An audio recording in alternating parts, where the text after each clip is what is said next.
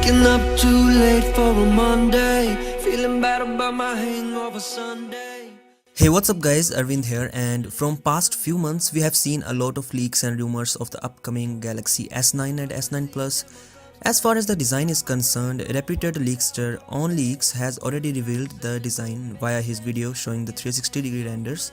So the design from the front is almost the same and the bottom bezel is a bit thinner as compared to the one on Galaxy S8. One of the major changes in the design is on the rear, as the fingerprint scanner is now moved to a new location.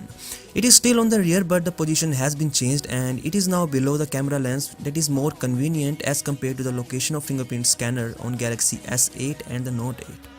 Last but not the least, the Galaxy S9 has a single camera on the rear, while the S9 Plus is getting a dual camera setup. Let's talk about the specifications now.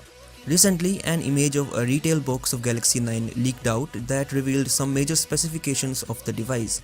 So it has a 5.8-inch Quad HD Plus Super AMOLED display with an aspect ratio of 18.5:9 that we have seen previously on the Galaxy S8 and the Galaxy Note 8. There are now stereo speakers on the phone that are tuned by AKG, which is again great. The phone is IP68 dust and water resistant. It has an iris scanner and also has wireless charging support that we have seen in the previous Samsung flagships. Let's come to the main highlight of the phone, that is the cameras. There is a single rear camera on the Galaxy S9, but this super speed dual pixel 12 megapixel camera has a variable aperture. A variable aperture means that the phone can switch between an f2.4 aperture and a wider f1.5 aperture for an improved low light performance.